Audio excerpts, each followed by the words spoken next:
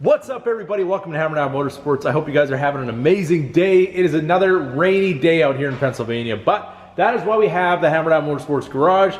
As long as the rain isn't beating too hard on the roof and we can actually have audio quality, we'll be in here making videos for you guys. So, as you can see, we have the Camaro up here on the lift.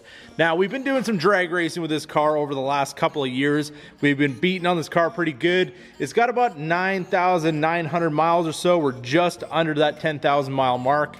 And we have not changed our rear diff fluid yet. And I hear that's something that you probably want to do on these cars.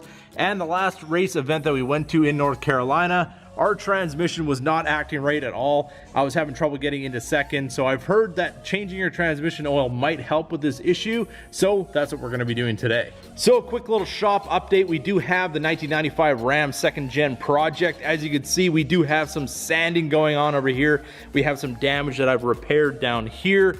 Everything is pretty much getting prepped for our Raptor liner paint job. This corner on this truck was actually really bad. It does need a little bit of work yet, but it is a lot straighter than it used to be.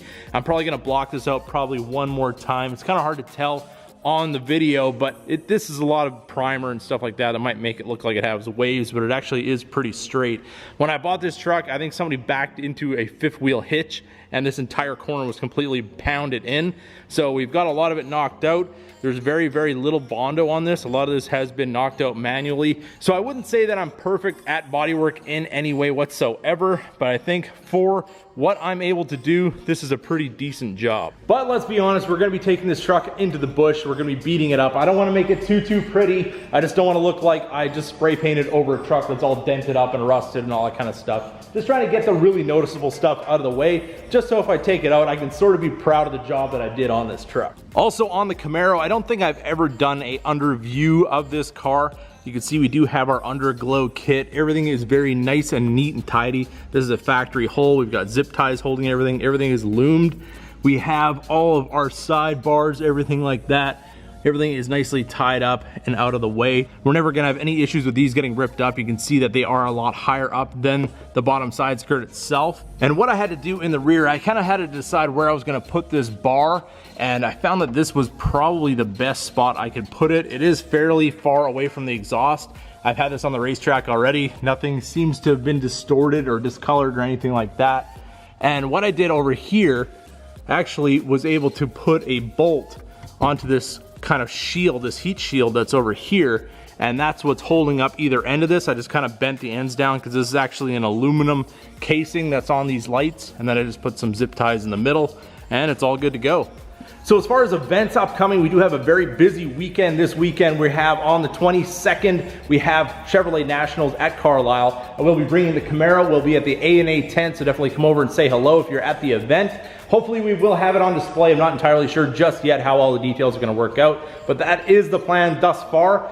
And then on Sunday, we will be heading to Cecil County Dragway to the Run What You Brung event. So if you guys are coming to that event, definitely come by and say hello. I probably will be running just the regular street tire setup that I have on the car right now, being that I have an event the day before. I don't want to be running home, swapping out for the drag pack, loading it up in the trailer, strapping it down, all that kind of stuff, kind of at the end of the day just to get ready for Sunday's event. So I'm probably just gonna run the car the way it is. Just come by, hang out with you guys. It's gonna be an awesome time, so definitely come check it out. So now that you guys are all up to date on what we're doing here in the Hammerdown Motorsports Garage, we have our fluid right here.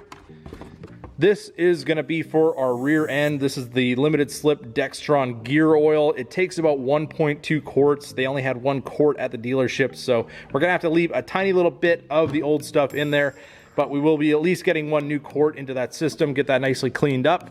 Over here, we have our transmission fluid. This is gonna be our manual transmission and transfer case fluid from GM. Part number is right there. And this is gonna take about 3.6 to 3.8 quarts.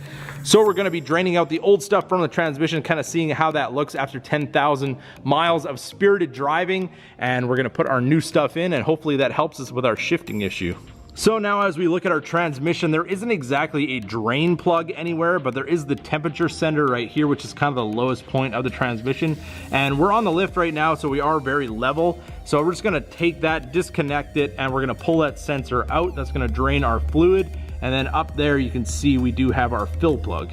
So disconnecting this is pretty simple. There's this little tab on the top, lift that up, disconnects to your sensor. So we got our 7/8 wrench on our sensor. Fits it nice and tightly. I believe that is a 21 if you want to cross it over to metric. And once this is disconnected, you could probably use a socket on here, a deep socket if you had to, or you can just use the box end of your wrench until you have it loosened off. And we're just gonna turn this out by hand. Hopefully we don't make a big mess. Here's some gurgling going on.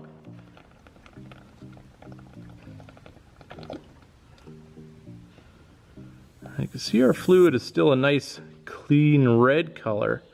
Just kind of letting this run out slowly so I can get a look at what the color's like.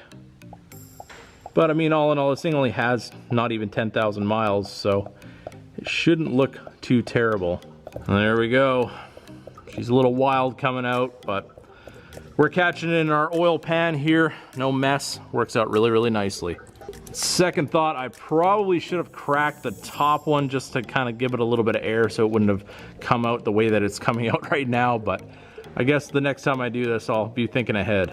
So we got our sensor back in, everything's back plugged in. You can see the wiring here is just kind of hanging and it really doesn't look very good at all. This is the way the factory left it, so I'm gonna be remedying that today as well. And then I have my 3/8 super ratchet from J.H. Williams. It's an old school ratchet, but I love using it. Still works absolutely amazing. And you old school guys will probably remember these.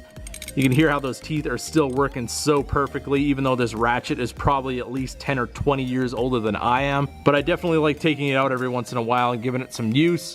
So we slide that up over top of our line it up into the plug, get our plug removed. So now getting the new fluid into the transmission can be a little tricky. I use one of these. You can get these at pretty much any parts store. All you do is you unscrew the end. These do about a quart at a time. It's basically just a big plunger. You push up the bottom. There's a piston inside that pushes your fluid into place. Then you have the flexible tube on the end to be able to get it in all the hard to reach places. Take our fluid right here, pour it into our cylinder, and it makes this job pretty easy. All right, we got our tube into our transmission. And our fluid goes in just like so. So we are pretty much 3.6 quarts on the dot. We just have a slow drip coming out of our fill, so we're definitely at the mark where we want to be. Now we're just going to put the fill plug back in, kind of clean up a little bit of this oil, clean up this wiring a little bit, and we're ready to move on to the diff.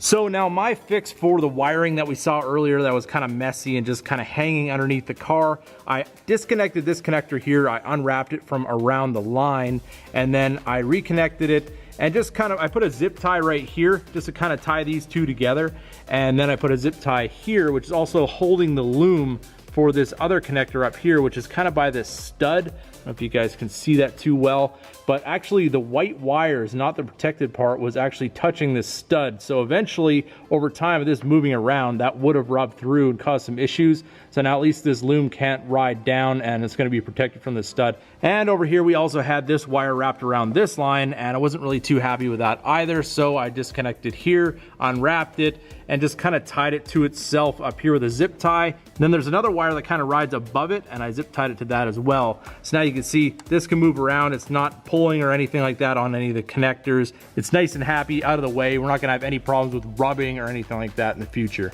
Now as we go over to the diff, we can see a problem right away. Our drain plug is basically right in front of our 3-inch stainless ARH exhaust system. Now I think if I pull down on the exhaust, I might be able to get enough so I can get an extension in here from the top, hopefully. Otherwise, we're gonna have to try to figure something else out.